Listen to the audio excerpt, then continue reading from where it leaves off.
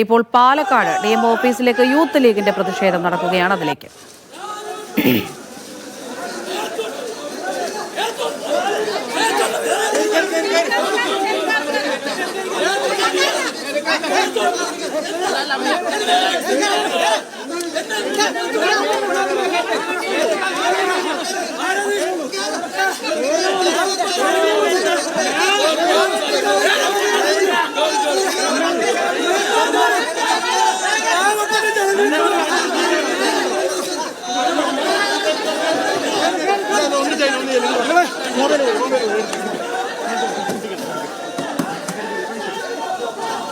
Kottayam medical കോളേജിലെ അപകട മരണത്തിന് പിന്നാലെ വലിയ പ്രതിഷേധം തന്നെയാണ് കഴിഞ്ഞ ദിവസങ്ങളിലൊക്കെ നമ്മൾ കണ്ടുവരുന്നത്. സംസ്ഥാന വ്യാപകമായി പ്രതിപക്ഷ യുവജന സംഘടനകൾ ഉൾപ്പെടെ പ്രതിഷേധിക്കുകയാണ്.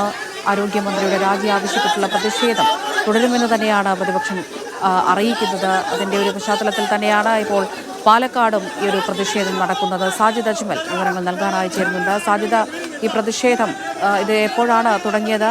ഈ പ്രതിഷേധക്കാരെ അവിടെ നിന്ന് മാറ്റിയോ?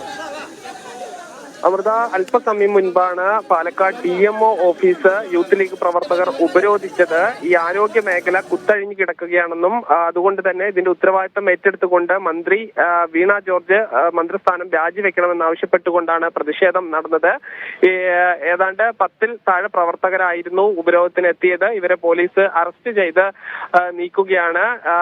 ഇവരെ അറസ്റ്റ് ചെയ്തുകൊണ്ട് പോലീസ് സ്റ്റേഷനിലേക്ക് കൊണ്ടുപോയിട്ടുണ്ട്.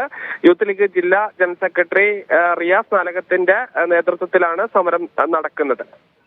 പാലക്കാട് ഡിഎംഒ ഓഫീസിലേക്കാണ് യൂത്ത് ലീഗിന്റെ പ്രതിഷേധമുണ്ടായത്. ഇപ്പോൾ പ്രതിഷേധക്കാരെ അവിടെ നിന്ന് അറസ്റ്റ് ചെയ്ത് മാറ്റിയിട്ടുണ്ട് എന്നാണ് മനസ്സിലാക്കുന്നത്. സാജിദ് അജ്മലാണ് വിവരങ്ങൾ നൽകിയത്.